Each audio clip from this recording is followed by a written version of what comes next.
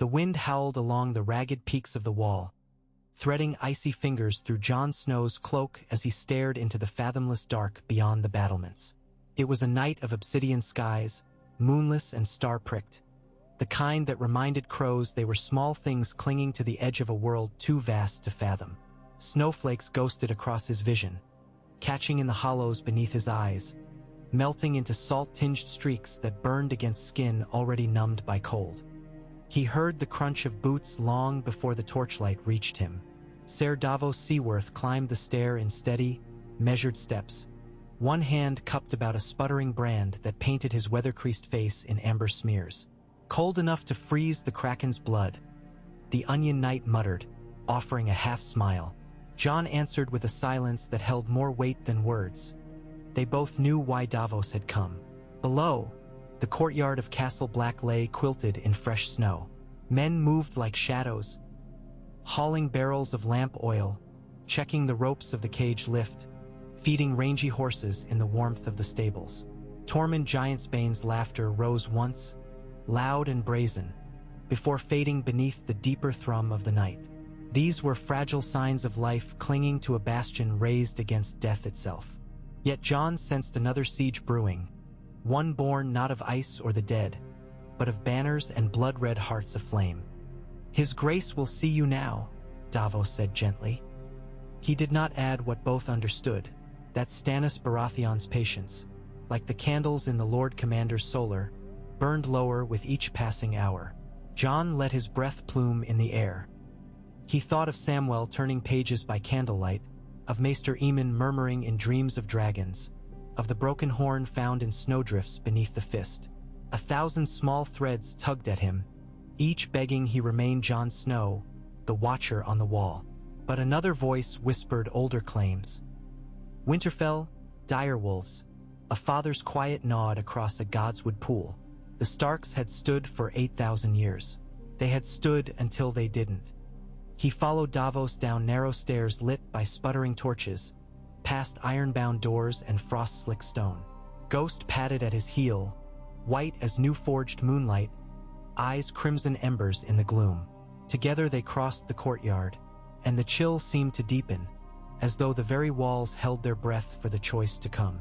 Stannis waited in the old common hall, a chamber stripped of its long tables to make room for trestles laden with maps. Bronze braziers cast wavering light over parchment seas, pinpricks of bone-white tower shapes marking keeps and holdfasts. Axes and flensing knives glinted among quills, tools of war and tools of ink sitting side by side, as though equal instruments of conquest. The king stood rigid beside the map, Melisandre a scarlet shadow behind him. Her red silk whispered as she moved, the ruby at her throat pulsing like a sleeping heart. Stannis's face was all austere plains, beard freshly trimmed, eyes crystalline hard. Whatever warmth the braziers lent the room did not reach him. "Lord Commander," Stannis began, the words iron-shod. "The night deepens. I require your answer." Jon felt the weight of those syllables settle upon his shoulders like mail. He thought of Aemon's warning, "Kill the boy and let the man be born." Yet the boy inside him whispered, Ned Stark would never bend the knee to Stannis Baratheon. Why should his son? And still the flames fluttered, bright tongues twisting into shapes that might be direwolves, might be crowns, might be nothing at all. "My brothers have sworn their oaths to guard the realms of men," Jon said. "I gave voice to those vows alongside them. To accept your offer would mean abandoning my duty." "Your brothers," Stannis snorted. "I have seen better brothers slit each other's throats for a crust of bread. The Night's Watch is a shell, Lord Commander. A cracked egg with a rotted yolk. What good are vows to a corpse? Winterfell needs a lord who will hold the north, else all you guard shall fall regardless." Jon's fingers curled. "Winterfell has been burned. Its halls are ashes." "Yes." Stannis's eyes burned with a harsh, relentless light. "But ashes can be swept aside, and stone rebuilt. You are Eddard Stark's blood. That gives men hope. Hope is a weapon. Wield it." Melisandre stepped forward, robes pooling like wine upon the rushes. "The fires show you in Winterfell," she said, voice shimmering with something perilous. A white wolf amid swirling snow, banners breaking before him. The north bends its knee, and the darkness recoils. Jon could almost see himself beneath the soaring walls of his childhood home, direwolf sigils snapping bright against pale skies. But he saw other visions too. Ygritte wreathed in scarlet feathers, cold fingers slipping from his, the quiet hush as life fled her eyes. Promises kept, promises broken. "And what of my brothers at the wall?" he asked. "What of the wildlings who sought refuge here? You would have me leave them to your nights, to your fires." Stannis's jaw tightened. "Mance Rayder refused my offer of life. I will not allow his rabble to supersede the claim of Winterfell. Yet I am not blind. Leave a portion of your free folk under the command of those who have bent the knee. I will station men to hold the gate. The watch may man the castles south of the wall once more, if you secure me the north." He laid a mailed hand on the map, pinning it to the trestle. "You need not rule from Winterfell in perpetuity, Snow. Swear fealty, hold the castle, rally the bannermen. Once we have crushed the Boltons and cast down the false kings, you may return to your wall if you will. But for this season, the Starks must rise, or the North will die." Jon swallowed, tasting ash, tasting cold. He had always imagined choices would come like thunderclaps, announcing themselves with blinding certainty. Yet here was a decision that slithered like mist, neither wholly right nor wholly wrong, every thread leading into dusk. If he refused, Stannis might still march, but without the Stark name to rally lords. The Boltons would feast on their own cruelty, flaying survivors until the snow itself screamed. If he accepted, he would forsake vows that had shaped him, and some part of Jon Snow would die. In the silence, Ghost growled low, a sound that seemed to answer secrets only wolves understood. Somewhere beyond these walls, giants stirred, and the dead rustled like leaves beneath ice. The world was changing. The old safeguards were breaking. Perhaps vows forged in warmth could not withstand such winter. Jon drew a breath that tasted of frost and smoke. "Very well," he said, voice hoarse. "I will take Winterfell for you. I will summon the banners in the name of House Stark." Davos released a slow sigh, half relief, half dread. Melisandre's ruby flared, casting crimson spirals across Jon's skin. Stannis inclined his head, the motion that of a steel hinge creaking open. "So it shall be." The king's hand closed about a pewter wolf carved as a map marker. He set it atop Winterfell's spot with a soft click that seemed to echo through centuries. "We ride at dawn." The dawn that followed was a frail, watery thing, sun smothered behind skeins of pewter cloud. The king's host assembled in the courtyard, banners snapping, fiery hearts, crowned stags, a smattering of ship prows bearing Davos's black salt onion. Jon watched from the steps of the armory as Garrons stamped and knights shouted, harness buckles ringing like temple bells. A knot tightened in his belly. Soon he would ride south, not as Lord Commander, but as Jon Stark, Lord of Winterfell, should the gods allow it. Sam stood beside him, round face pale beneath the hood of his cloak. "You're really leaving then?" he said, voice small beneath the clangor. "The wall won't be the same." "The wall never stays the same," Jon replied softly. "But I'll come back, Sam. I swear it." He wondered if the words rang hollow. He had once sworn never to father children, to hold no lands. Now he would ride with a crown's blessing and the weight of a castle's ghosts upon his shoulders. From the ramparts above, the old bears raven cawed, "Snow, snow, snow."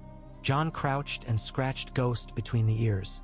The dire wolf huffed hot breath into his palm, eyes meeting his master's with something like understanding. "Stay," Jon commanded. "Guard them." Ghost's tail beat the snow once, twice, but he did not move. The unspoken bond between them vibrated like a taut bowstring.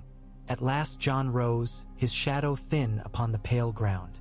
He strode to where Stannis waited astride a tall dappled palfrey. Melisandre stood at his stirrup, her red cloak streaming.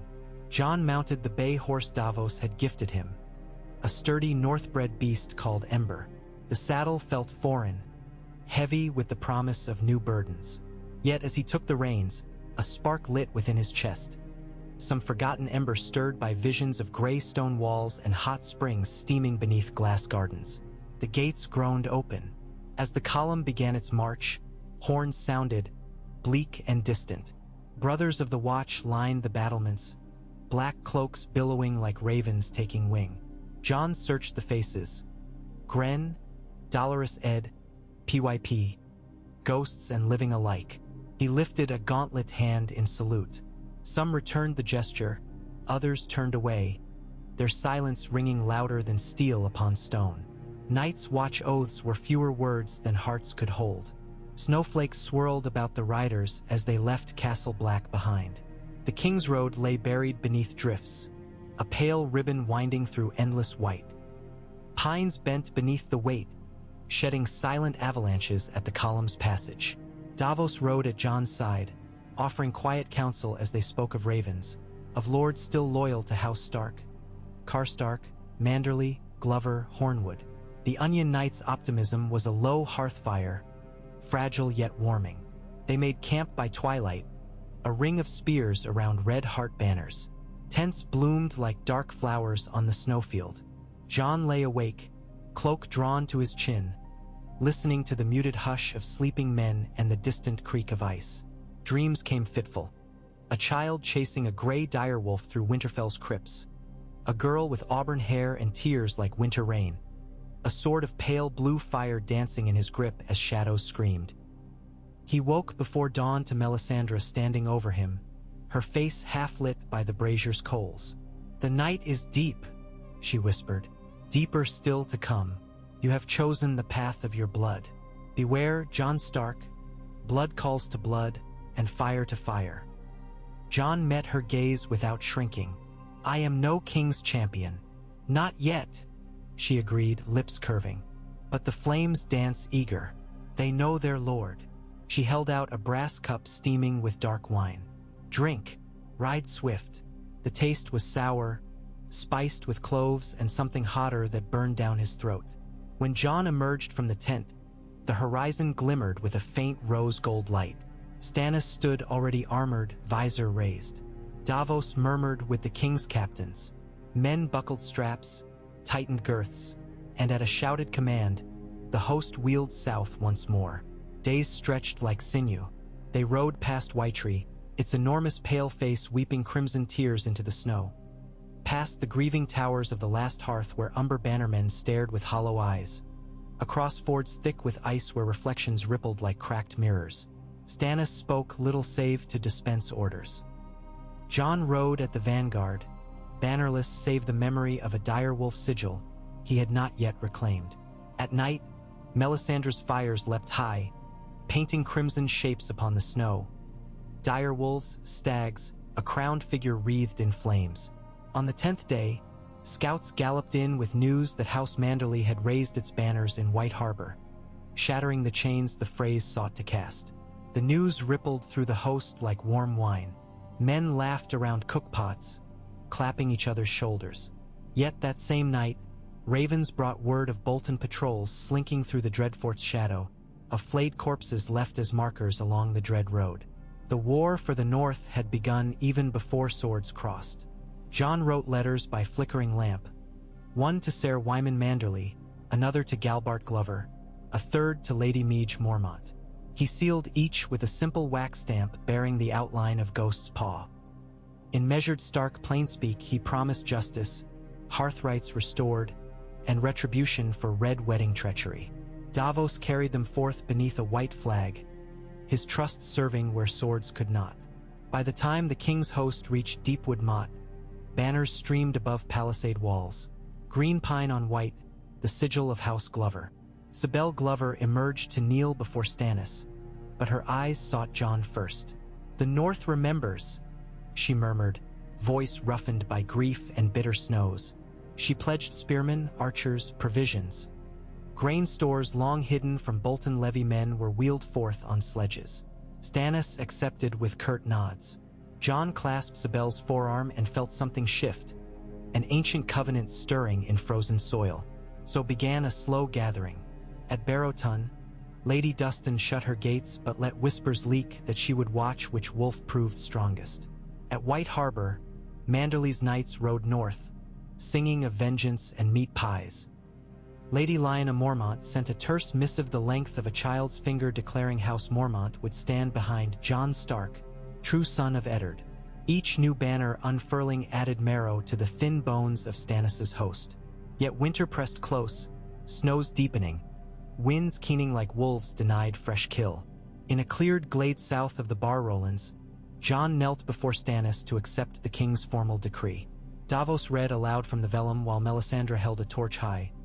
By the grace of the Lord of Light and the rightful claim of Stannis of House Baratheon, King of the Undulls and First Men, Jon of House Stark is hereby named Lord of Winterfell and Warden of the North, to hold in trust until such time as peace is restored. The words rang cold and final, borne aloft on the hush of pine boughs. Men cheered, though some voices faltered, uncertain where faith belonged. Jon felt the decree settle like frost on marrow. A chorus of ghosts stirred. Father facing the headsman with steadfast eyes, Robb glimpsed in a hall of fire and crossbow bolts, Arya laughing somewhere across the world. He rose slowly, gripping the direwolf pommel of the sword Stannis had gifted him, Valyrian steel, yet nameless still, waiting for deeds to shape the word it would bear. That night the campfires burned higher than before, and casks cracked open spilled spiced wine into wooden cups. Songs rose, some bawdy, some mournful threads of yearning cast into a star-streaked sky. Jon sat at the edge of firelight, cloak drawn tight, listening. Tormund joined him unbidden, gnawing on a haunch of roast elk. "You wear a new face now, Crow?" The wildling rumbled through grease-slick lips. "Is it true lords grow fat on fancy titles?" "If so," Jon replied, "I will remain starved." They shared a muted laugh, brittle as the flames. Tormund's eyes narrowed, serious beneath the tangled beard. "You march against flayers, burn them root to stem? Aye? Then remember, those who bend the knee should not forget freedom bought in blood." "I will remember," Jon said, gripping the man's forearm. A pact passed in silence. Crow and wildling, wolf and bear. Days bled into weeks as the host slogged southward. Scouts clashed with Bolton outriders along the Woodford. Bodies vanished beneath drifts, only flayed skins left behind as grisly warnings. Ramsay Snow, now styled Bolton, haunted the sleet like a rabid hound. Melisandre's fires burned brighter, casting long shadows that writhed against the tents. She murmured to Jon of shapes taking form, "See how the dire wolf devours the pink man. See how the sun sets crimson over dread banners." Snowstorms slowed them, but could not halt the inexorable march. At last, one dawn, Winterfell's green-gray towers pierced the horizon, barely visible through veils of drifting white. Jon reined in beside Davos on a low rise. Walls scarred by fire and siege jutted like broken teeth. Smoke coiled from chimneys inside, stains of habitation within ruin. Beneath that stark silhouette he sensed every story etched into his bones. Sled races with Robb, Arya's needle-thin shouts, Bran's laughter clinging to rooftops. It felt like approaching the grave of a parent thought long dead yet still breathing. Stannis ordered the tents raised in the shelter of a shallow vale 2 leagues distant. Siege engines were assembled, ramming towers fashioned from felled pines, catapults dragged by teams of oxen. Snow muffled the clatter, turning war into a ritual of muted oaths and steaming breaths. Bolton patrols watched from ramparts, pink sigils flaring grotesque against white. Arrow flights hissed, testing range, feathered shafts thudding into shields like impatient knocks. Jon conferred with Manderley, Glover, Serwyn, Tallheart remnants. Plans sketched in charcoal across hides stretched atop supply crates. Breach the Hunter's Gate at first light, drive spear columns under cover of flaming pitch, call for the Umbers to strike from the east once the drawbridge burned. Every move hinged on timing, on the hope that northern men within the walls, huntsmen, millers' sons, grooms pressed into Bolton's service, would turn at the sight of the direwolf banner unfurled. And so the night before battle, Jon walked alone along a ridge where hardy winter roses clung to life beneath crusted ice. He carried no torch. The sky above shimmered with auroras, curtains of green and violet that rippled like banners of some stranger, older realm. Snow crunched beneath his boots, the only proof he still belonged to Earth. He thought of the wall, of Sam's wide eyes watching him leave, thought of Ygritte's laugh echoing in wind-carved caverns, thought of a red woman whispering of fire within his veins. And he thought of Ned Stark kneeling before a godswood heart tree, head bowed in quiet prayer. Jon closed his eyes and sighed a plume of frost. "Father," he murmured, "give me strength to do what must be done. Let the North remember who we were and who we might be again." A silence followed, deep as the snowbound world. Then somewhere distant, a wolf howled, long and low, sorrowful yet fierce. Ghost or a memory, he could not tell. But when Jon opened his eyes, he felt a cold clarity settle over him, sharper than any blade. Tomorrow he would begin the fight to wrest Winterfell from the hands of flayers and traitors. Tomorrow the name Stark would ride the wind once more, carried on banners stitched in grief and hope, and whatever the cost, he would see it through. Dawn broke pale and bloody, horns blared, drums rolled beneath a sky the color of lead. Siege towers rumbled forward, iron-shod wheels biting ice. Arrows arced from Winterfell's battlements, black swarms seeking flesh. Shields lifted in phalanx, shafts rattling like sleet upon rooftops. Catapults released stones wreathed in pitchfire, comets that screamed across the gray, exploding against parapets in showers of molten orange. Jon rode behind the first wedge of spearmen, sword in hand, direwolf banner streaming at his back. Snow whipped sideways, obscuring friend and foe alike. He felt each heartbeat echo through the pommel, a tide urging him forward. For Winterfell, Davos bellowed somewhere nearby, voice raw. Bolton men rushed the courtyard beyond the broken hunter's gate, shields splintering under the char. Ye! Jon leapt from saddle to stone, blade carving bright arcs that shimmered through storm-flung flakes. He met a flayed man's sigil-bearer. An axe whistled. Jon caught it on Valyrian steel, riposted, felt resistance yield like rotted wood. Blood misted crimson against drifting white. All around, chaos. Manderly knights crashed through a breach in the east wall, wyvern banners fluttering. Glover archers loosed volleys from atop broken stables, their cries carried on the wind. Somewhere, Ramsay's voice rang shrill, a falsetto whip of rage. Jon pressed deeper, Ghost bounding at his flank now, white fur slicked with gore. Near the ruined kennels, he found Theon Greyjoy, pale, ragged, eyes wide with shattered memory, trying to free a young girl in torn gray cloak. A Bolton man lunged. Theon shoved the girl aside, took a spear through thigh. Jon cut the assailant down, recognition crashing like ice. Reek? Theon? The past collided with present in one heartbeat. There would be time later, if later existed. He hauled Theon to his feet and pushed him toward the broken archway leading to the godswood. "Go!" he shouted. Ghost snarled beside him, fangs crimson. The girl darted after Theon, face streaked with soot. Lady Arya. Bolton men had called her, but something in her wild eyes whispered another name. And everywhere, death bloomed. Bolton banners torn down, Stark men raising wolf over ramparts. Wildlings screaming battle joy as they stormed icy stairwells. Melisandre's red men brandishing flaming swords, singing praises to a god of fire even as snow suffocated the flames. Jon fought through a knot of armored foes at the foot of the great keep stair. At its summit, Ramsay Snow waited in black mail, Bastard's cloak swirling. He loosed arrow after arrow, eyes bright with feverish glee. One shaft grazed Jon's shoulder, another lodged in shield. Jon broke the haft, advanced, boots slipping on bloody stone. They met in a clash of steel that rang like church bells torn from their towers. Ramsay's eyes never stopped smiling, even as sparks showered their faces. "You'll wish you'd stayed with your crows," he hissed. Jon parried, drove forward. They circled, blades flashing in whirlwind arcs. Below, the battle roared. Yet for a moment, the world narrowed to two men and a lifetime of blood between them. Ramsay feinted high, slashed low. Jon caught the stroke on Valyrian edge, drove his weight, felt blades slide through chain and flesh. Ramsay staggered back, laughter choking on crimson. He fumbled at his belt for a dagger of flensing steel, but Jon was already upon him, pommel smashing pale teeth, sword thrust driving up beneath the bastard's ribs, heart's blood gouting warm into winter air.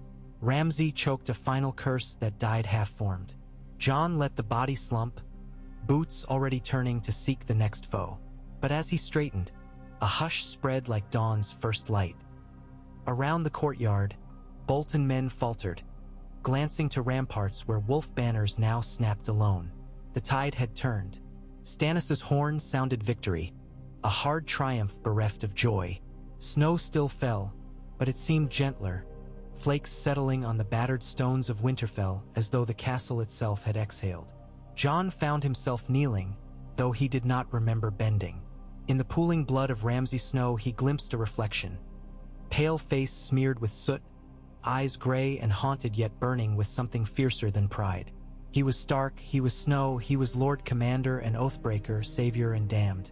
And Winterfell was his again, bought with vows both kept and shattered. Across the courtyard, Melisandre watched from beneath a tattered scarlet canopy, ruby pulsing. Davos approached, helm tucked beneath arm, expression weary. "It's done," he said. Jon rose, sword dripping. He gazed up at the towers, at shattered windows glowing gold with firelight, at the broken ramparts where men cheered amid the dead. Snow swirled around him, soft, silent, cleansing. Somewhere deep inside the keep, the heart tree waited, its face carved in weeping red, roots tangled through stone and memory. Jon imagined its sigh, as though the old gods themselves had finally drawn breath after a long, long silence. He sheathed his blade. "It begins," he whispered to no one, to everyone, and the snows of Winterfell answered, thick and unending, cloaking the new lord in white as the dawn crept over broken walls to crown him with ghost light. Snow sifted down in lazy spirals that afternoon, turning the courtyard of Winterfell into an enormous hourglass where every falling grain marked a heartbeat of the castle's new life. Jon stood at the broken arch of the great hall, his mail still damp with the steam of battle, listening to stone groan beneath the weight of wind and memory. Somewhere to his left a wounded horse screamed, the sound sharp as a blade drawn across slate. To his right, Davos spoke in low tones with Glover men about quartering spearmen in the inner ward. Everywhere the work of mending began, a quiet industry that felt strange after so much thunder. A half-frozen trickle of water from a fractured gutter pattered onto Jon's pauldron. Each drop stung like a reminder. Lord of Winterfell now, not merely the crow who watched. The words still tasted foreign. Yet every creak of timber and every boot scuffing through slush insisted on their truth. The castle needed a Stark, and he was what remained. He moved inside. The hall smelled of wet wool, charred wood, and the raw copper tang of spilt blood already turning dark on the flagstones. Fires leapt in 3 great hearths, each coaxed to life by manderly servants who had marched with their fat lord. The flames threw trembling halos around rag-wrapped torches wedged between shattered window shutters. Shadows of men and women bent like supplicants over the bodies of the fallen. Bolton, Stark, Baratheon, wildling alike, cutting away armor, binding stumps, sprinkling fine snow over cooling faces when bandages would do no good. At the dais where the high table had once dominated feasts, Stannis surveyed the ruin as though it were a ledger short on sums. A leather map lay across the scarred oak. Over it Melisandre's red sleeves hovered like raven's wings poised above carrion. She whispered of lines of power, of flames that spoke in languages older than winter itself. Jon heard none of it, not truly. The crackle of fire and the soft sob of a washerwoman at a dead boy's feet drowned prophecy in a tide of ordinary grief. Stannis' head lifted. "We tally losses at dusk," he said, voice clipped, "and we hang every surviving fry before dawn. Justice cannot wait on thaw." His gaze fixed on Jon, measuring, perhaps wondering whether Stark mercy differed from Baratheon iron. Jon offered no argument. The Freys had earned their own ropes at the Twins. He would not fray that, not now. Beyond the king, A new banner stirred on a makeshift pole. Dire wolf rampant silver-gray, jaws ragged, on a field of white so bright it glowed even in the hall's dim light. Jon had seen it cut from an old Mormont cloak by Sibel Glover's daughter, stitched through the night as siege engines rolled into place. Crude and lovely, it looked like hope given rough thread and patient fingers. "We must speak," Stannis said, beckoning with a gloved hand. Melisandre's ruby pulsed. Davos stepped closer, one brow lifted in silent question. Jon crossed to them, boots crunching over spilled oats and broken crockery. "Your north bleeds," Stannis said without prelude, "but wounds scab if kept warm. The Karstarks still skulk at Carhold. Lady Dustin sniffs the air like a fox deciding if the traps are sprung. I will ride east to collect their oaths. While I do, Winterfell must hold." Jon rubbed stiff fingers along the hilt of his sword. The blade had no name yet. Naming a sword belonged to a future where blades might rest. "You'll leave a garrison? 200 knights, 300 foot.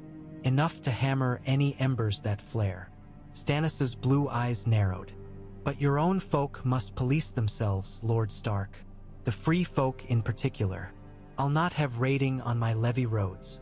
Jon felt the old tug of the wall upon him, an invisible chain rattling with vows he had bent near to breaking. The free folk came south under a promise of safe passage. Give them lands too poor for other men. Mountain valleys, the coast near Hardhome once it thaws, and they'll keep the peace better than iron. He remembered Mance raiders' talk of songs and hearths. Ghosts in the snow. Stannis made a sound like a winter crow clearing its throat.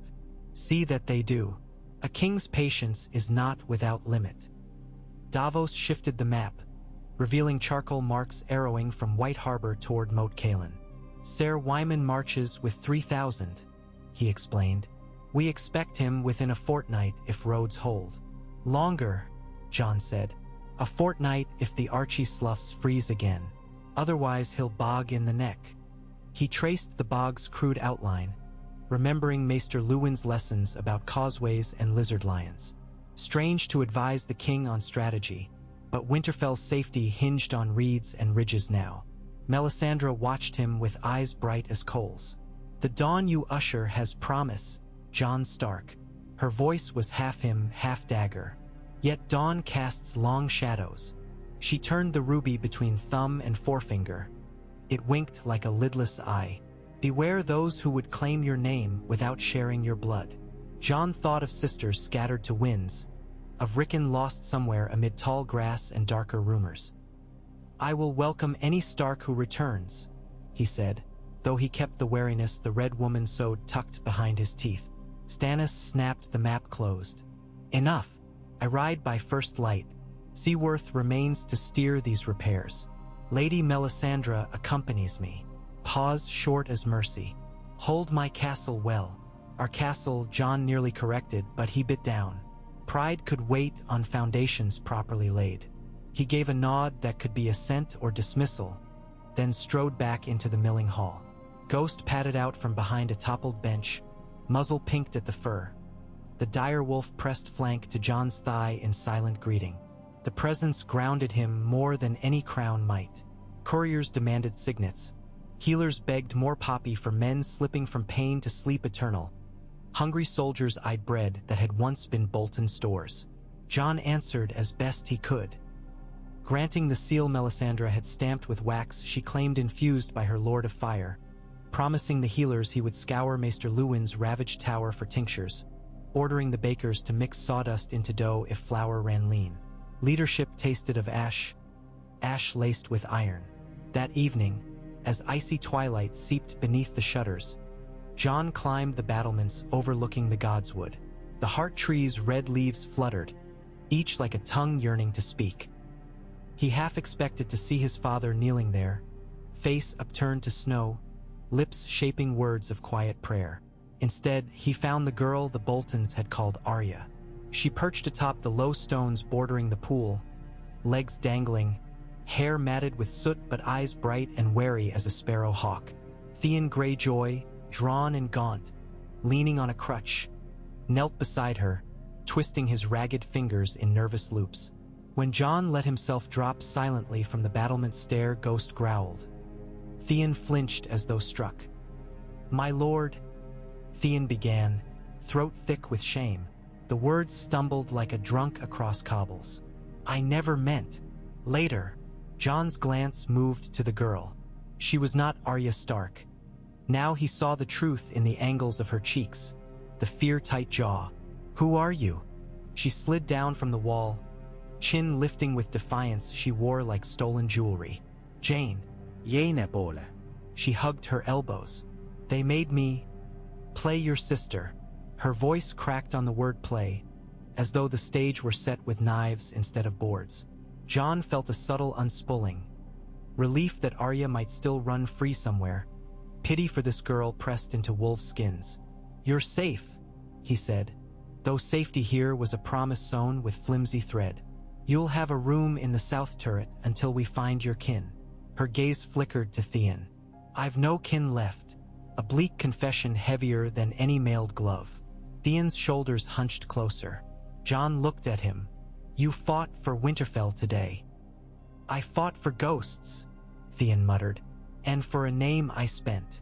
Snow gathered on the crutch's worn top. He did not brush it off.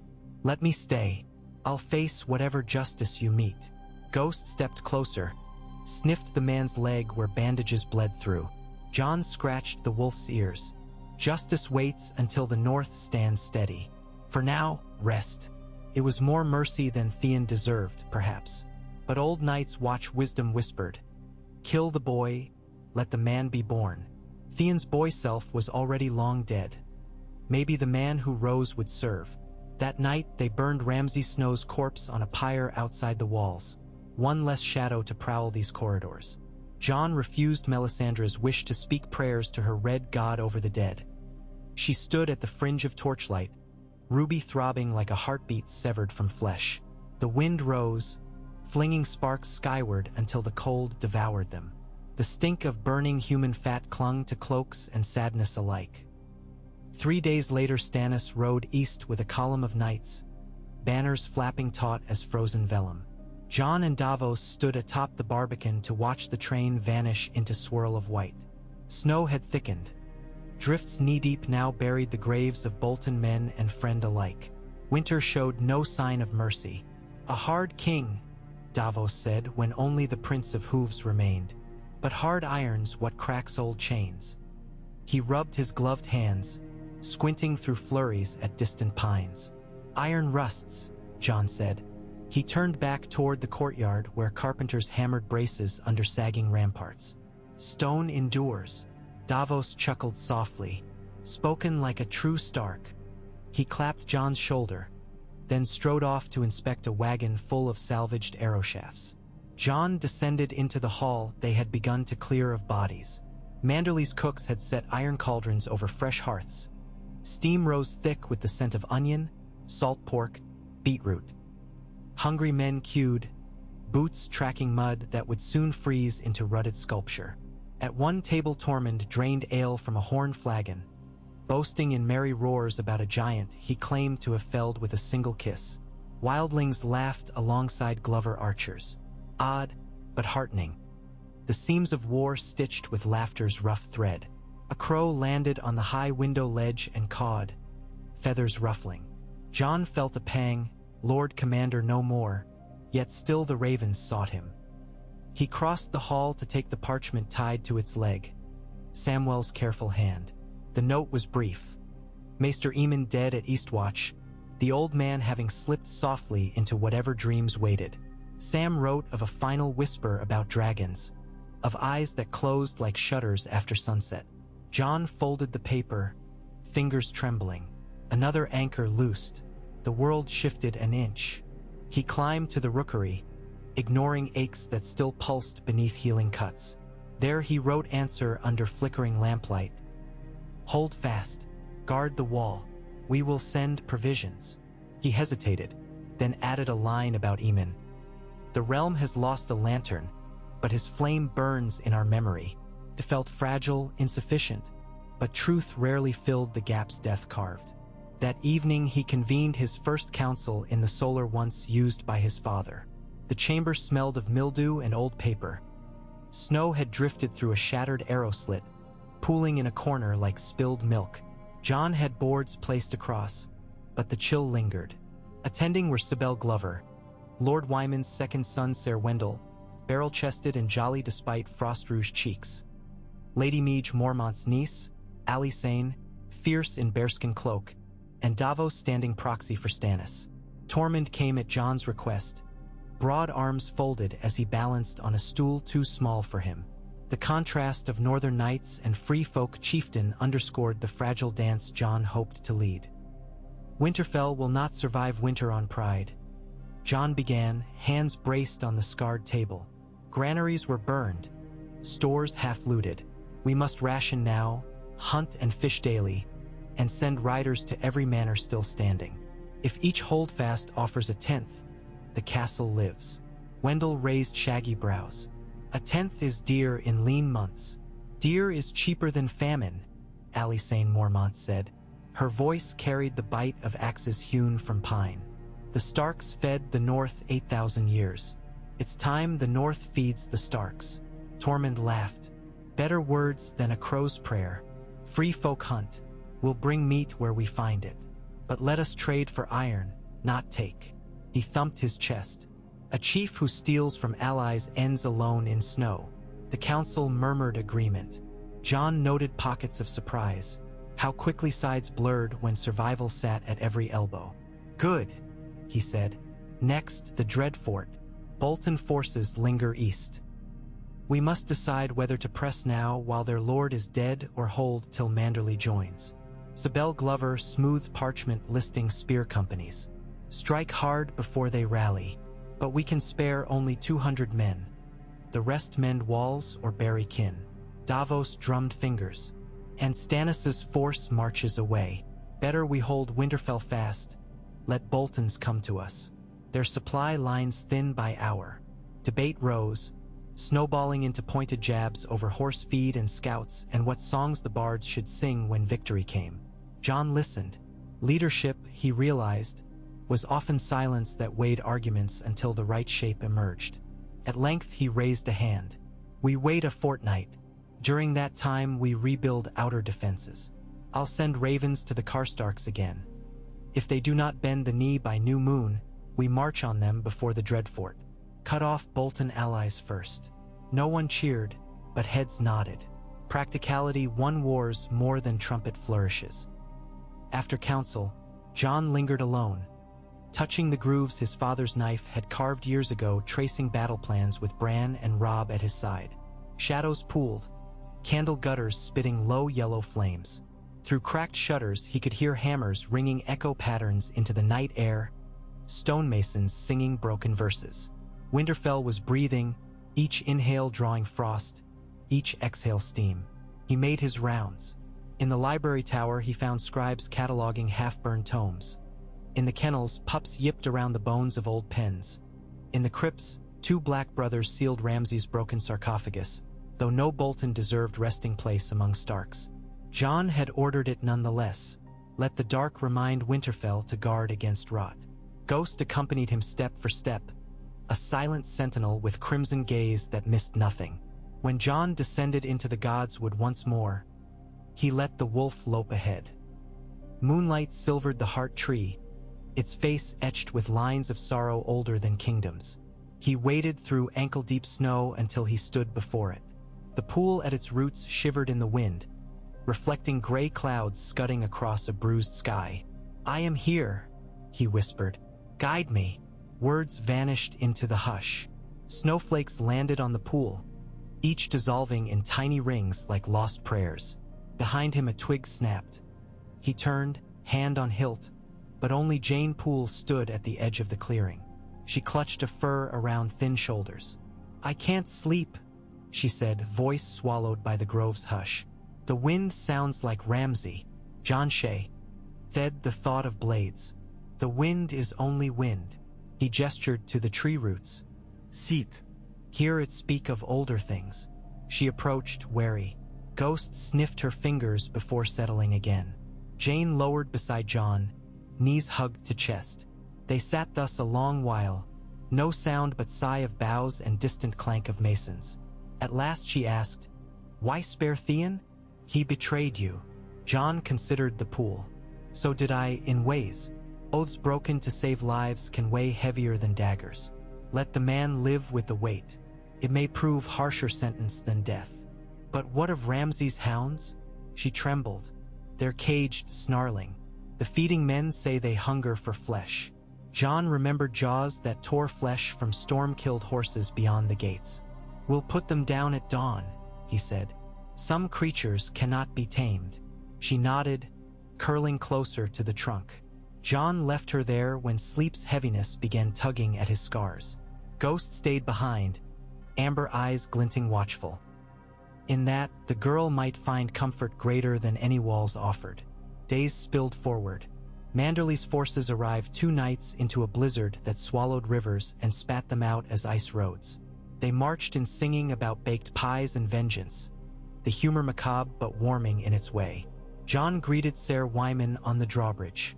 The great lord sweated despite snow, beard glittering with frost.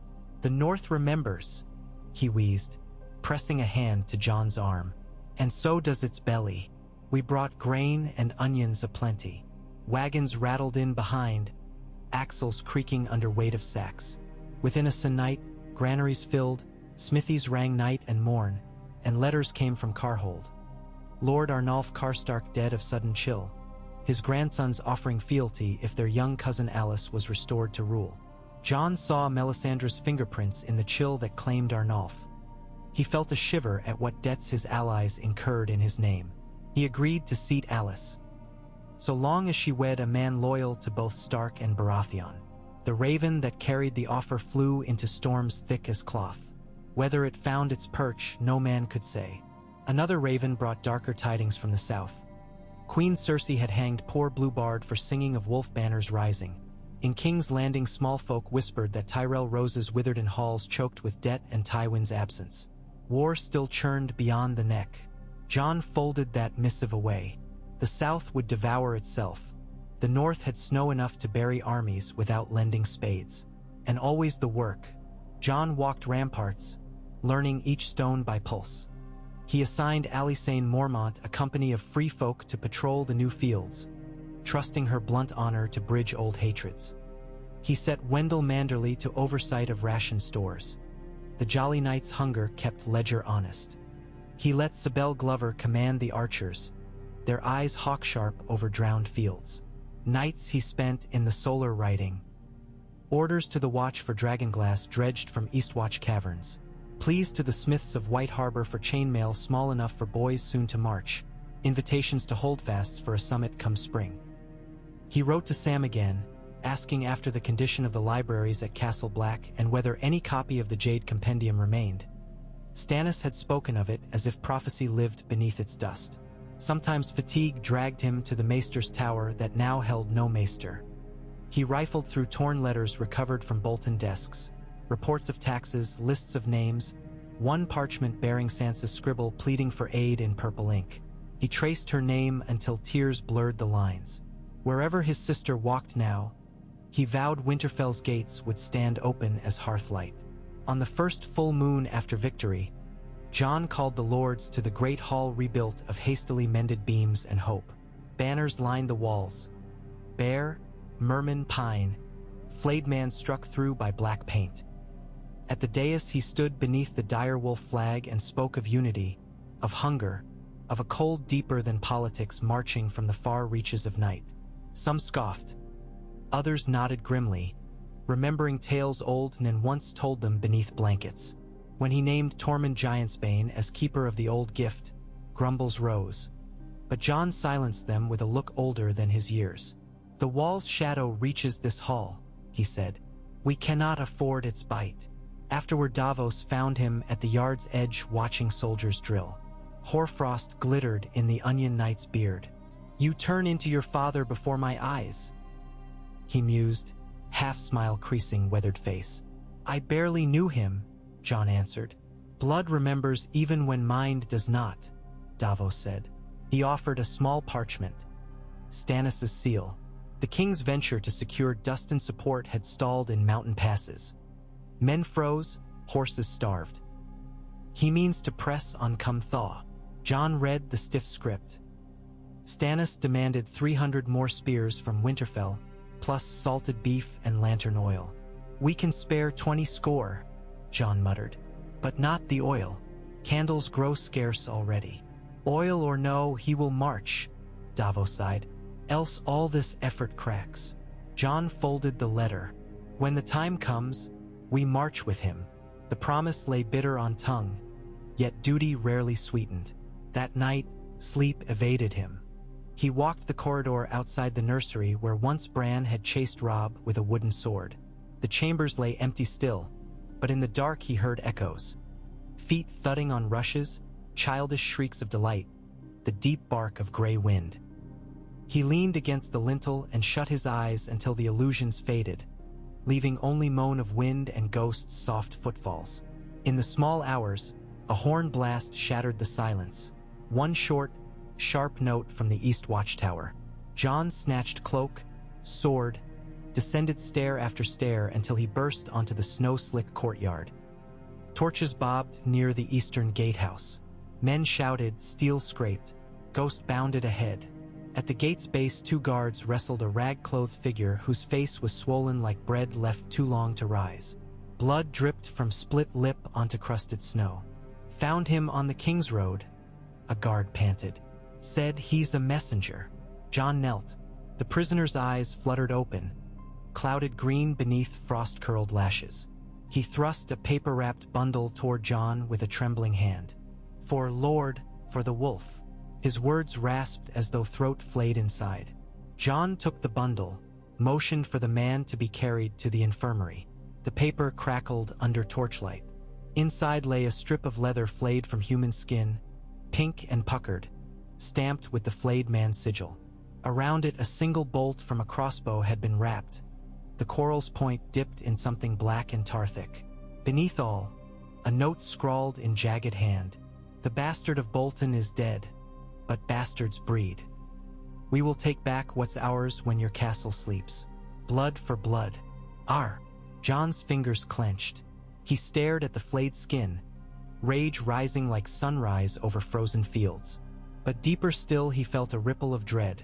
For the R could be Roose Bolton himself or some unknown heir, but the threat was clear. He crushed the note in his fist and strode to the nearest brazier, feeding skin and letter to the flames. The quarrel he kept. Venom glistened upon its tip, mortal poison, maybe manticore, maybe basilisk. He sheathed it in his belt as a reminder. At dawn he summoned the captains. Double watches.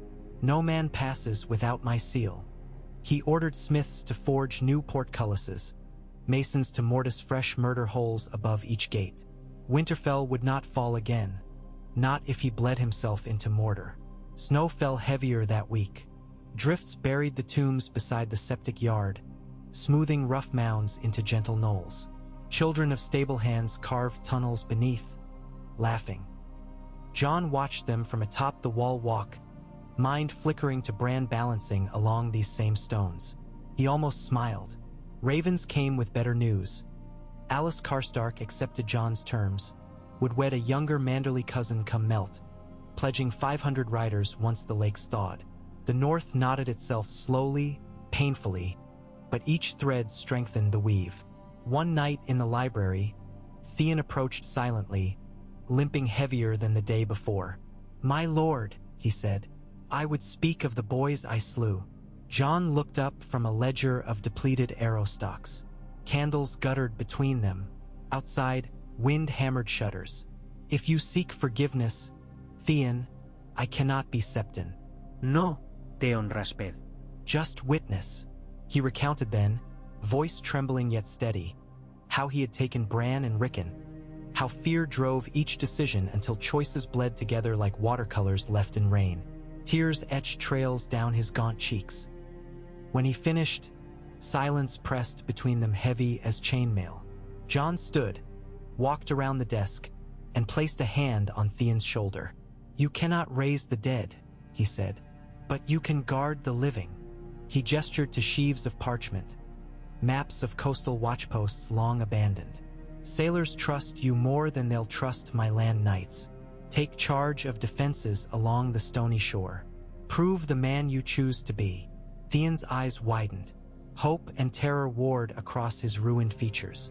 A ship, a fleet of fishing cogs, Jon said. Hardly Iron Island's longships. But your knowledge of tide and riptide will serve. He could not erase the reek carved into Theon's bones, but perhaps he could carve over it. Theon bowed low, tears falling to flagstone. I will not fail. Jon watched him limp away, then slumped against a shelf, fatigue crashing over.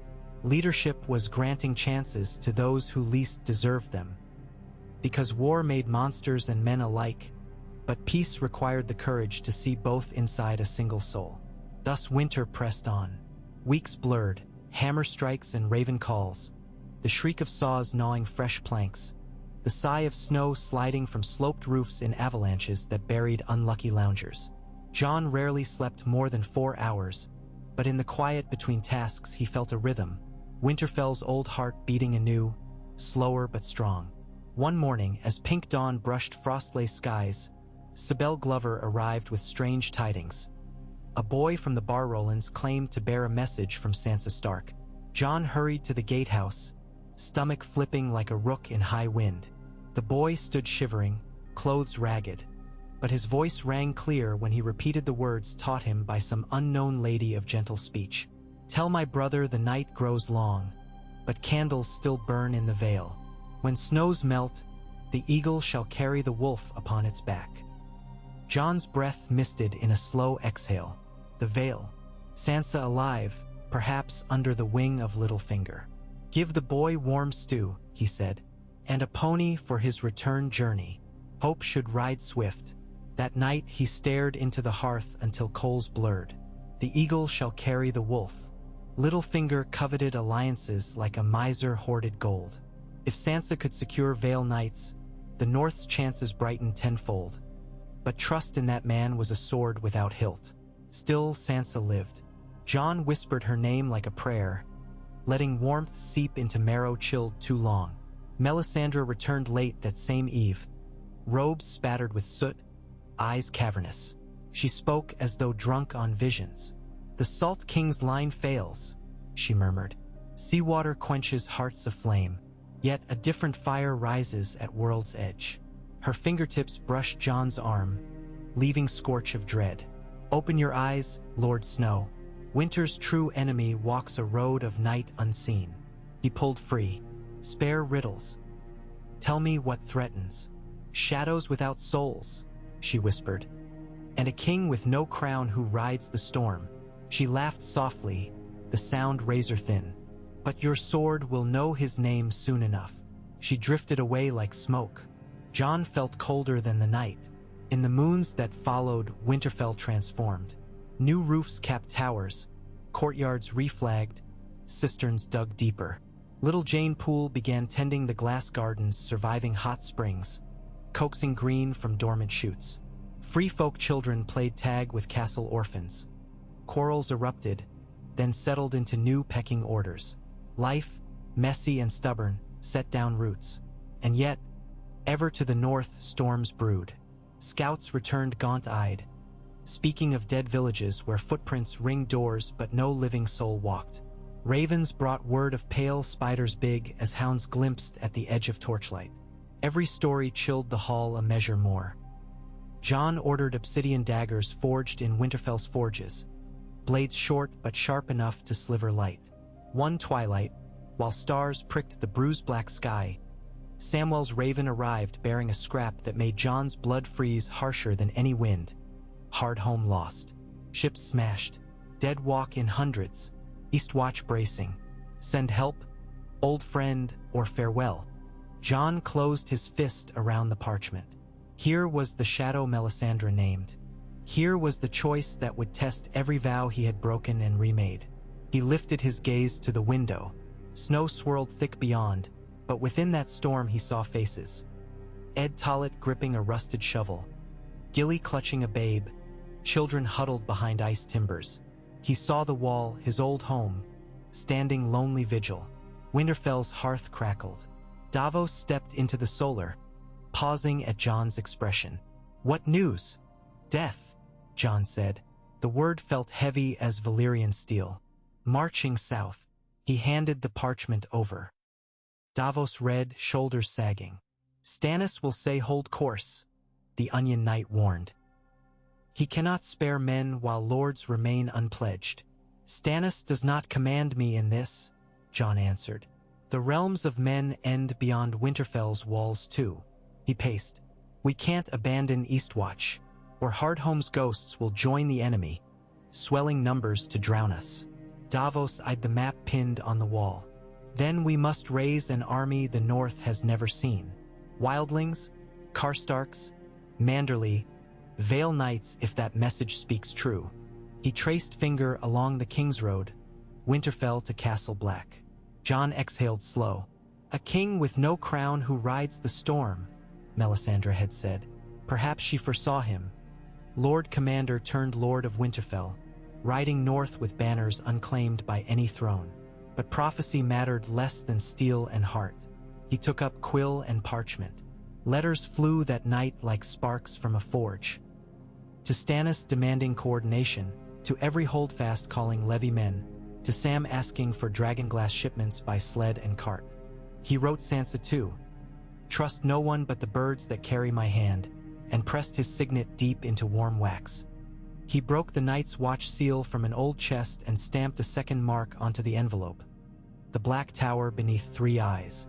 Dawn found him on the battlements, ghost at his side, looking northward where pale light hinted at the wall beyond horizons. He wondered if it still shimmered blue in sunrise or if ice already cracked under the weight of approaching dark. Footsteps crunched. Tormund joined him wrapped in bearskin. "Smell that?" the wildling asked. "Snow and smoke," Jon said. "Fear," Tormund corrected. "When air tastes like iron, that's fear creeping." He spat into the drift. "Good. Keeps folk sharp for fighting." Jon turned. "Will your people march with me to the wall again?" Tormund grinned, teeth flashing. "We've died once to cross that bloody ice. If dying twice keeps our young uns breathing, we'll dance that tune." His hand clapped Jon's back. "But we'll need wool. Lots of it." "I'll shear every sheep south of the neck," Jon promised. The jest felt thin, yet Tormund laughed. Together they looked over Winterfell, its towers crowned with fresh-hewn timbers, smoke from smithies curling skyward. Life blossomed in pockets of warmth amid death's season. Jon felt the pulse of it reach through stone into his bones. Winterfell lived, and through it the North. He drew a breath ice clean. Somewhere far beyond, the others marched. Here, in this moment, he had men, women, wolves, and whatever flicker of destiny gods granted. He would wield them all. The wind moaned across the parapets, carrying with it the faintest echo of a horn blast, distant, forlorn. One long note piercing the hush. Jon frowned, straining to catch it again. Nothing but silence followed. "Did you hear?" he began. Tormund shook his head, ears full of snow. Maybe it was only memory playing tricks. Yet Jon could not shake the chill that ran his spine. He tightened the cloak at his throat. "Come," he said. "Long night's work ahead." They descended together, leaving the wall walk to ravens wheeling black against a pewter sky. Far below, the forge hammers rang, steady, stubborn, singing sparks into frost. Winterfell prepared, and so did Jon Snow, Lord Stark of Winterfell, once crow, now wolf, soon whatever darkness demanded he become. Snow fell without hurry or pause, the world beyond Winterfell shrinking to a swirl of white and the muted thrum of hammers on iron. Jon measured each dawn by the deepening silence of the yard, by the way the sound of a man's breath hung in the still air like smoke from a chimney long after it left his lips. It was a cold that pared civility to the bone, but it also bound disparate folk together around fires and shared tasks. In the forge Angui, the summer islander, his bow hand ruined at the fist, now coaxed red glow from black iron beside Tobo's apprentices, his foreign curses mingling with the rough northern burr of Micken's nephews. In the kitchens, a wildling woman named Crowbane slapped oatcakes beside White Harbor stewards while a Karstark girl diced salt pork. Alysanne Mormont joked that the North was knitting itself back together in that scullery, every ladle stroke and pot clang a stitch. Jon believed her. He could feel the mending in the way quarrels ended faster than they began, in the laughter that rose from archery butts when one-armed PYP bested a pair of Green Glover boys by planting arrows dead center with his mouth-drawn bow. Laughter sounded like life, and life felt perilously precious. Yet for all the industry, the castle never let Jon forget the breath on his neck. At night, the heart tree's red leaves rustled even when the air lay still. The weirwood's pale face seemed to watch him now with a father's complicated pride and a stranger's deep worry.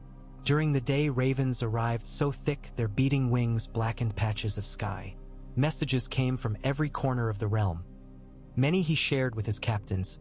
Others he read alone before sealing them away in a carved cedar box whose grains smelled faintly of home.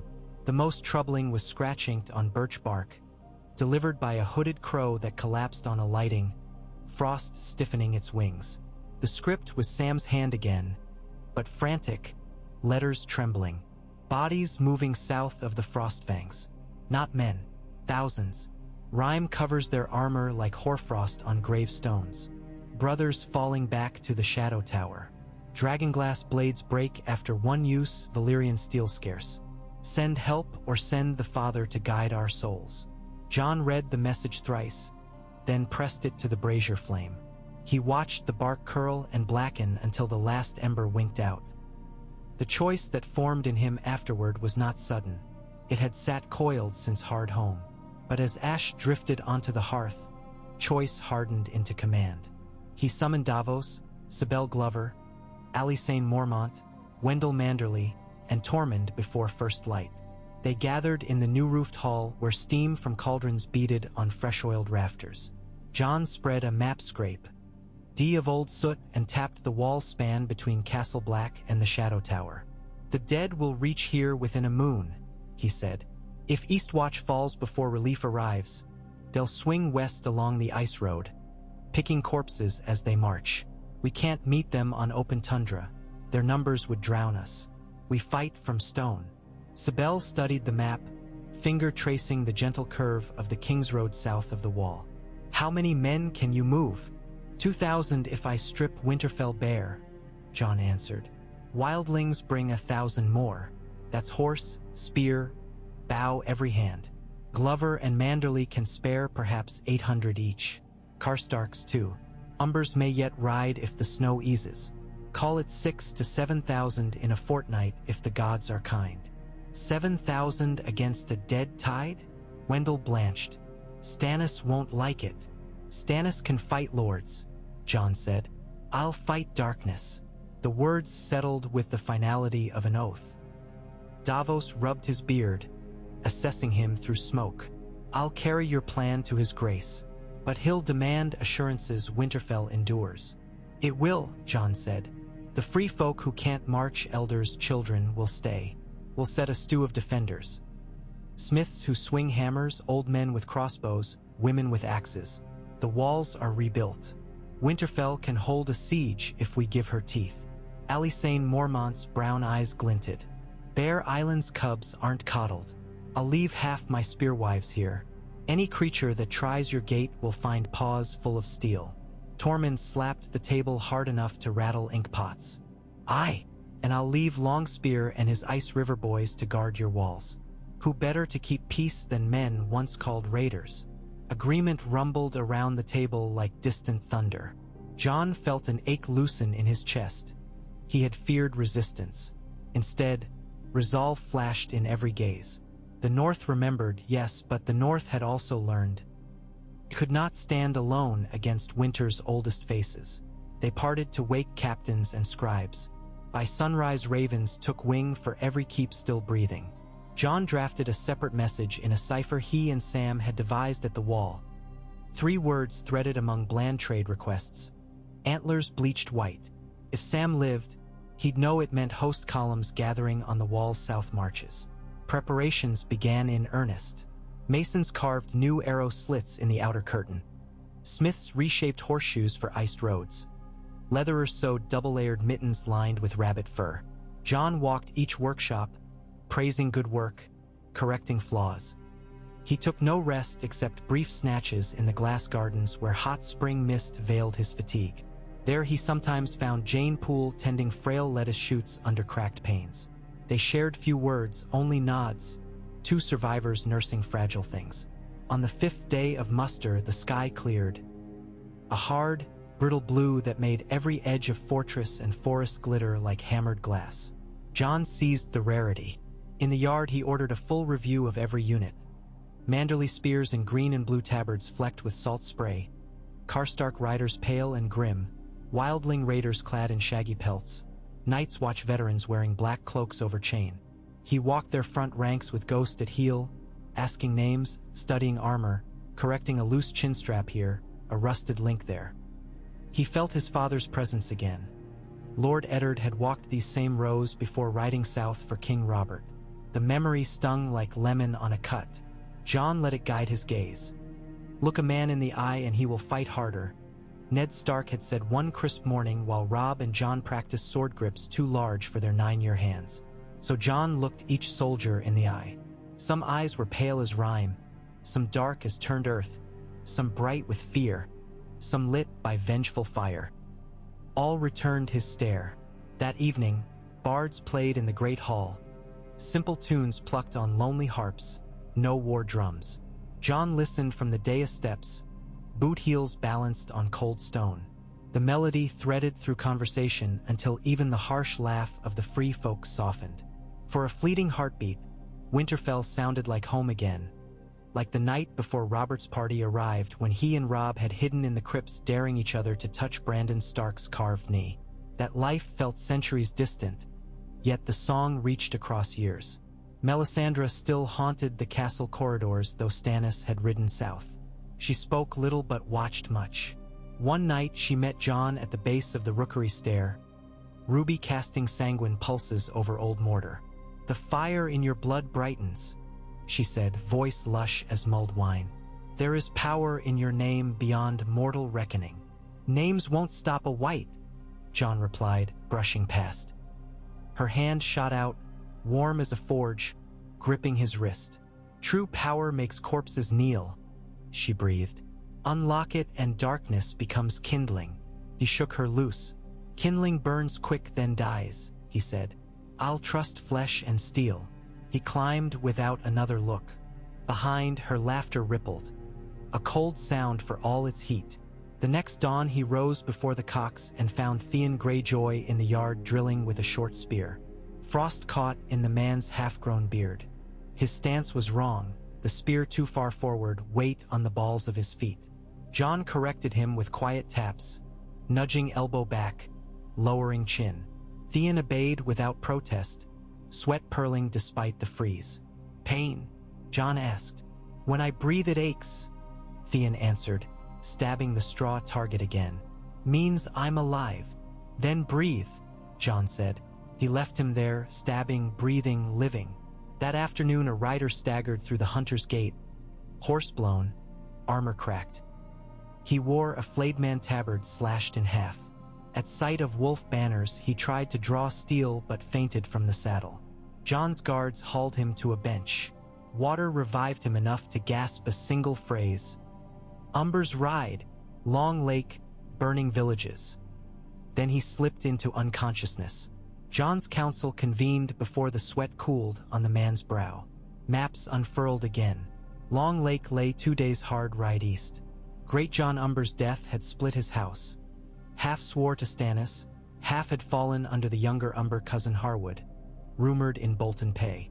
If loyal Umbers rode now destroying Bolton supply lines, good. If turncloak Umbers raised villages loyal to Winterfell, disaster. Wendell Manderly advocated immediate march. "We can't spare a single hamlet." Davos counseled caution. The wall must remain the priority. Sibel Glover argued to send scouts only. The debate sharpened until Tormund slammed his fist, making candles jump. "Dead men wake them anyway," he growled. "Umbers or not. Let's leave Bolton dogs to yelp while we bite the true foe." Jon weighed. Mercy counted for little if the North perished. "We hold course," he decided. "But I'll send Lord Wendell with 200 riders to investigate light, fast. Aid any villages threatened. Return in 4 days. Wendell thumped his chest in assent. For days stretched to 6. On the 7th dawn, Wendell re-entered the gates bandaged, one arm in sling. Harwood's men, he reported through cracked lips. 200 turncloaks, but half their ranks forced conscripts. We broke them at Stillwater Ford. Villagers safe. He bowed. They left this. His good hand tossed a bundle of rags onto the council table. A flayed man banner pierced by Ashwood's spear splintered near the haft. Umber's loyal to you fought beside us, Wendell continued. Hother, Gretchen's nephew, pledges 400 axes to our muster. Sibel exhaled in relief. Davos murmured praise. John clasped the man's shoulder. You've done the North honor, he said. Rest. Yet Wendell had brought a shadow home. Bolton resistance still writhed. Next time it might strike closer. 2 mornings later, ravens from Molestown confirmed Eastwatch yet stood. Shadow Tower had received 40 barrels of lamp oil and crates of dragonglass arrowheads from Winterfell smiths. But the dead had halted at the Shivering Forest, building, if one believed the terrified scouts, great mounds of ice blocks into crude fortifications. The image lodged sharp splints of fear into every conversation. The enemy learned. Muster day arrived beneath low-hanging clouds bruised the color of hidden thunder.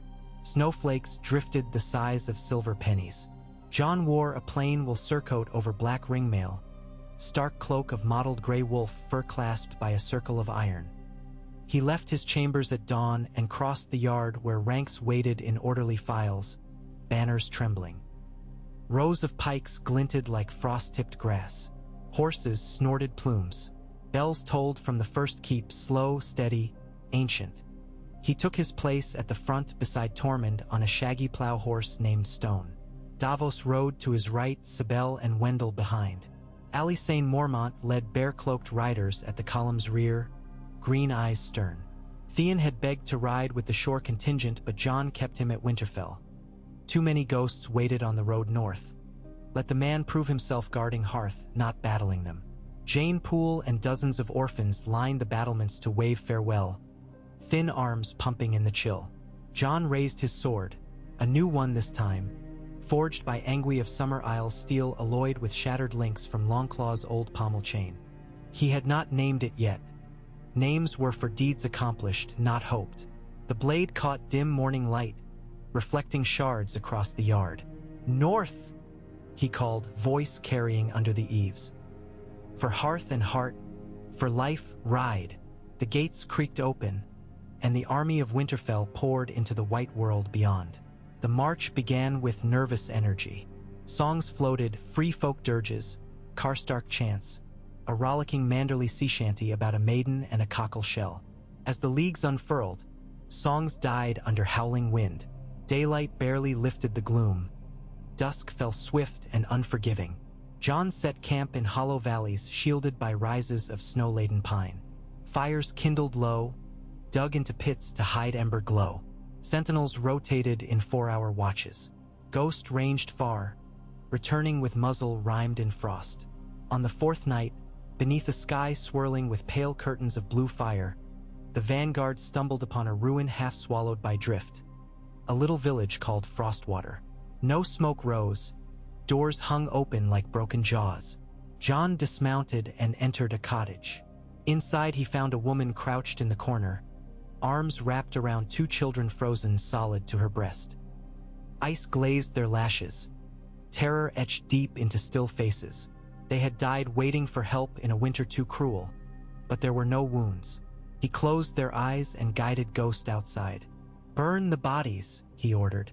Free them from becoming what hunts us. No one objected. The army pressed on. 2 days later, scouts galloped back with word of an abandoned wildling camp 5 leagues ahead. Smoke still curled from banked coals, but no living soul. Tormund knelt by a hearth ring and lifted a half-singed doll, cloth face smudged. He set it down without a word. They reached the ice lakes a week after departing Winterfell. The wall's silhouette rose on the horizon. A jagged line of pale blue stretched from edge to edge of the world. Jon felt a pang. like seeing a lost friend across a crowd of strangers. Yet as they drew closer, the wall appeared changed, cloudier, almost bruised, its upper surface rutted by recent storms. At sunset, dark rifts flashed iridescent where patches of ice had sheared away. The great barrier bled. Castle Black welcomed them with ragged cheers. The courtyard looked smaller than Jon remembered, and emptier. Only 300 brothers remained fit for service. Dolorous Ed greeted him on the ladder platform, snow caking his brows. "You took your sweet time," he grumbled.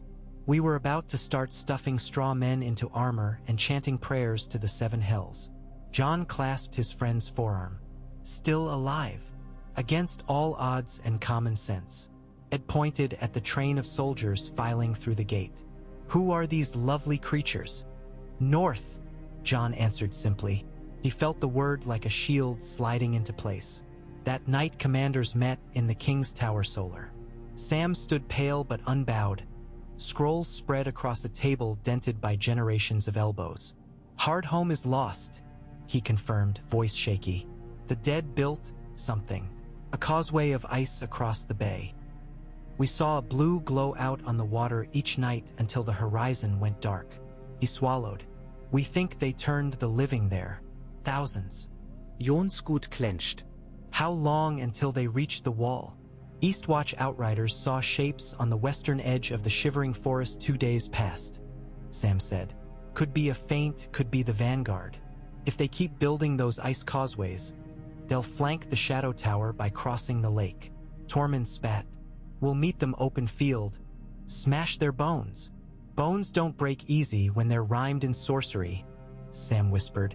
Jon laid his palm flat on the map. "We hold them here." He tapped the slant, a narrow valley funneling from the shivering forest to the wall's western flank. High cliffs channel any host into a single spine of land. "We fortify the pass, line the ridges with archers and catapults loaded with firepots.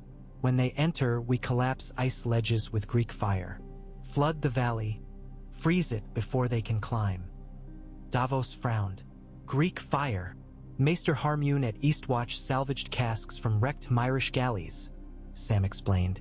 "Volatile, but if we position them right." Wendell Manderly cracked knuckles.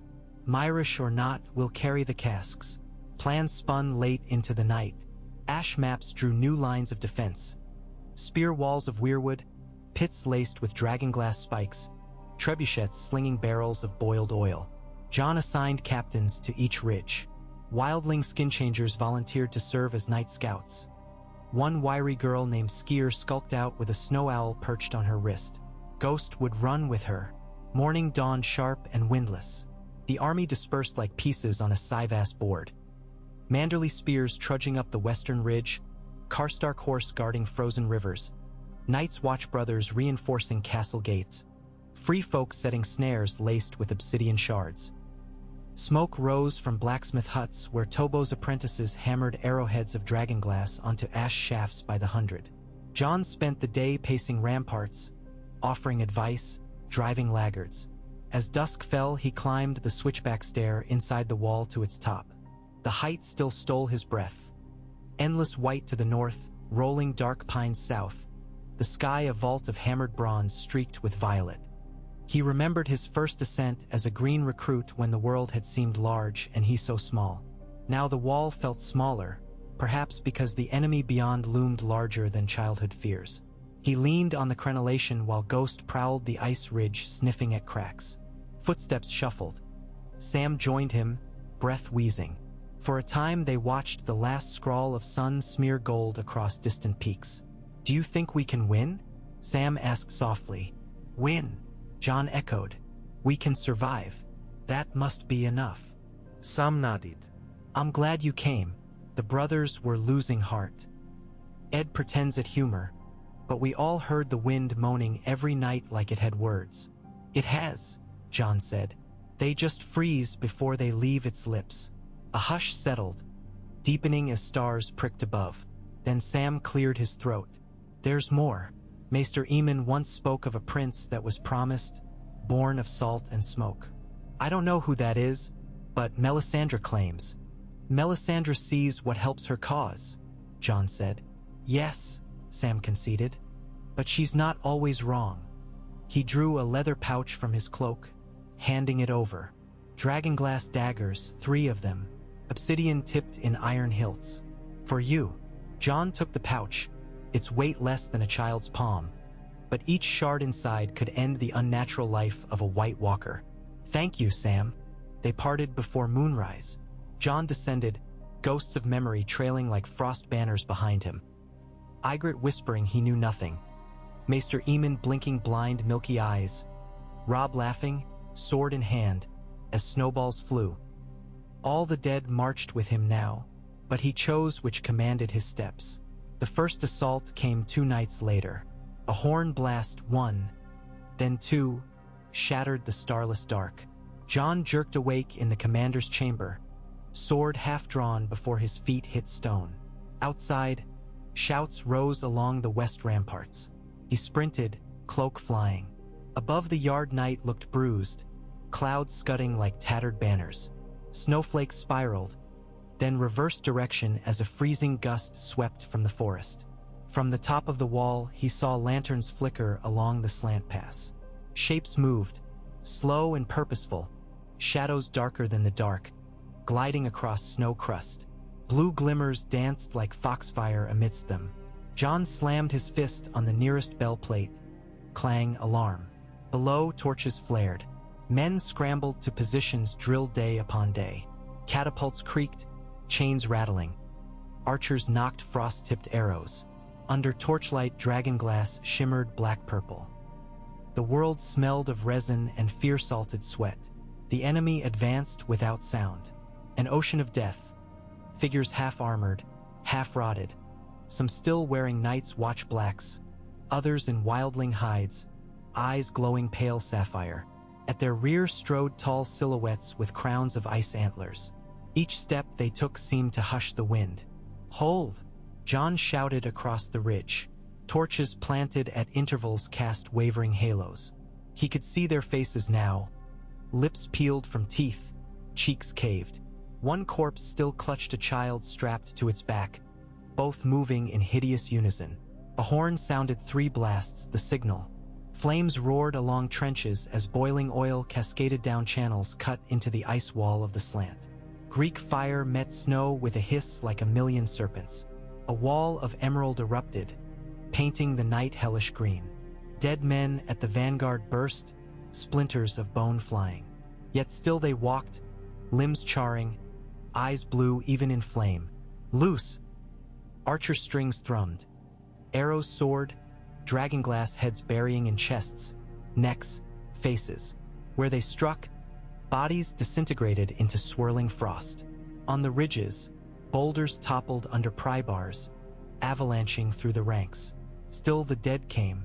Jon ran along the parapet barking orders, rallying those who faltered. A skeletal giant breached the first ditch, stepping over burning corpses. Ghost sprang from a perch, clamped onto its calf bone. The giant swiped, missing. Jon vaulted down the ramp to meet it. He unsheathed a dragonglass dagger, the blade blacker than the void. As the giant raised a rusted great club, Jon dove beneath the arc, twisting, plunging the dagger into the hollow where spine met skull. The bone shattered like glass. The creature folded, skull ice exploding in a burst of hoarfrost that covered Jon in glittering shards. More surged behind. Manderly spears locked shields, pushing against a tide of deceased fishermen from the bite. Nets still tangled in fingers. Tormund broke a white in half with his great axe, roaring curses. Alysanne Mormont fought beside 2 bear cubs no older than 12, their axes looping ferocious. Then the White Walkers entered the fray.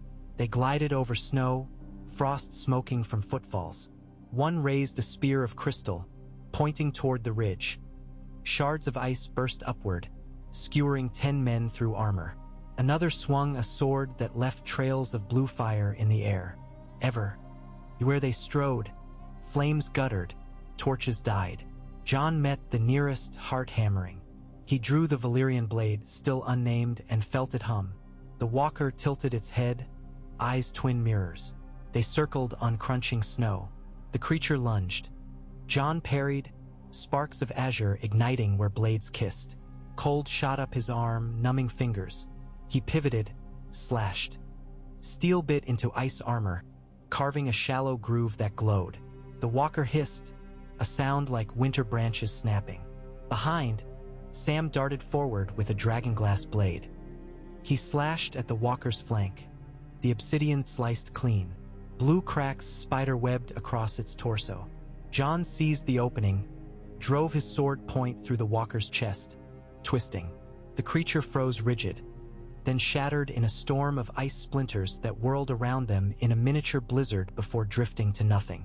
More walkers advanced, but Greek fire casks hurled from ridge catapults exploded among them, halting momentum. In the green inferno, Jon glimpsed silhouettes retreating, calculated, not panicked. A distant horn made of something darker than night sounded once. Long, mournful. The dead host withdrew in eerie unison, leaving mangled corpses and smoldering trenches behind. Silence crashed down. Only crackle of burning oil and ragged breathing broke it. Snowflakes drifted anew, hissing to steam where they landed on coals.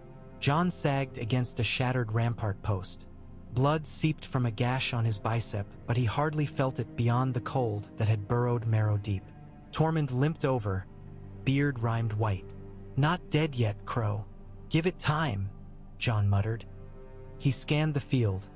300 of his men lay fallen, a dozen more maimed beyond fighting, but the line held. Flames from Greek fire turned snowmelt to fog, mixing with rising dawn. In that dim light, the carnage looked almost peaceful. Sam approached, clutching a broken obsidian hilt. "They'll be back," he said, voice small. "I know," Jon answered, "but so will we." He raised his sword. Morning sun glinted weakly off the blade, washing its dark ripples in pale gold.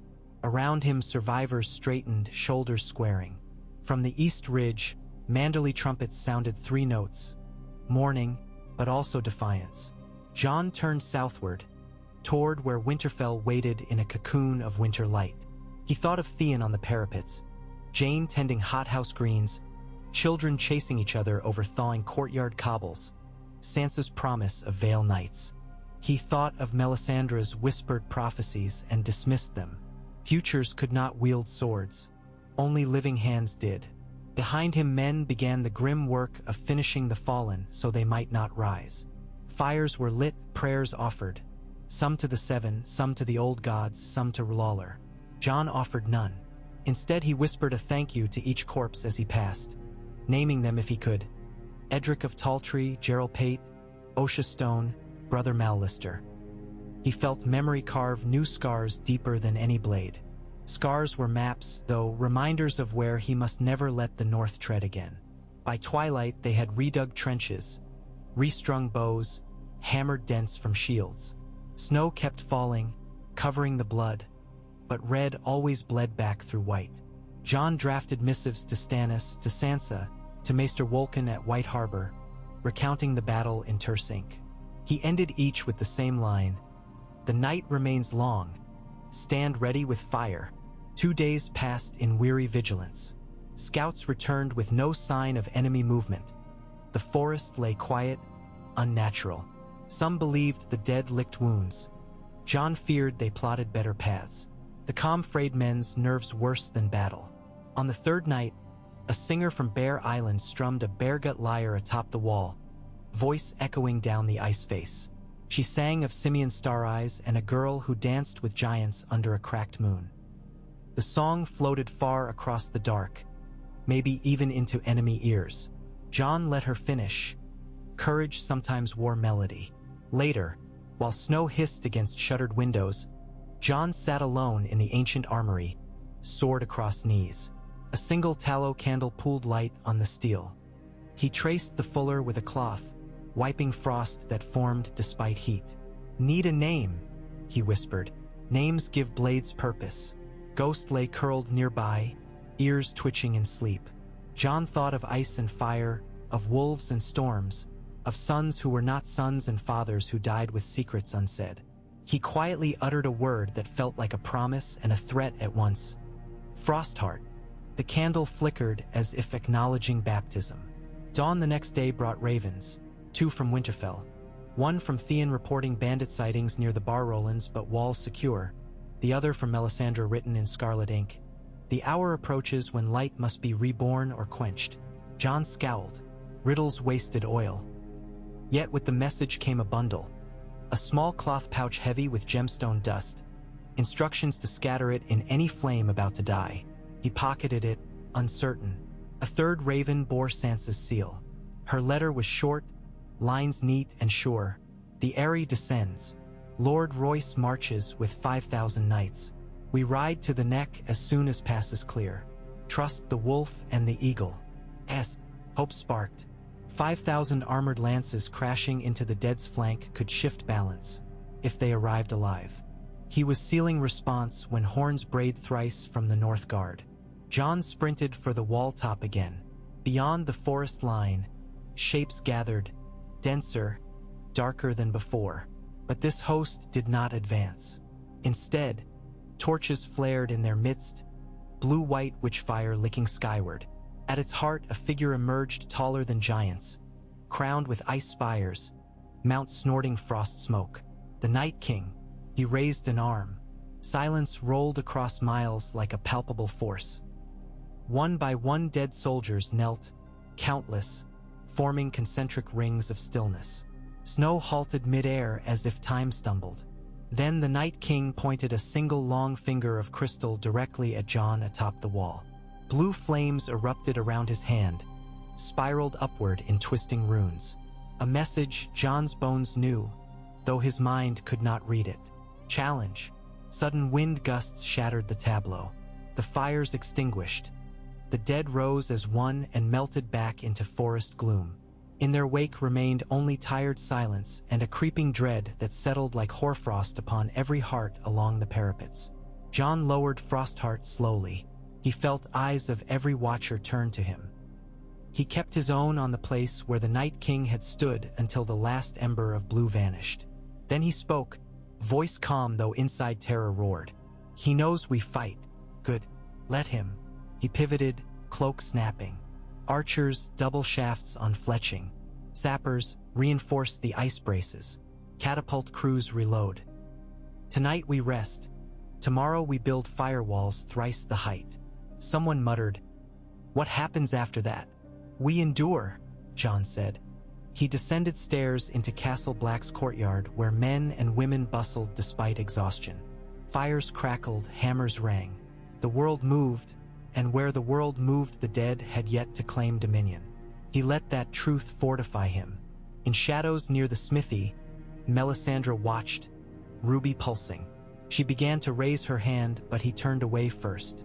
Fire would play its part, but not hers alone. That night he sought sleep but found dreams. Ned Stark walked along the crypt corridors murmuring that winter was not a season but a question. Ygritte held out an arrow of dragonglass and smiled sadly before dissolving into a swirl of red leaves. A monstrous eagle with eyes of silver bore Sansa upon its back.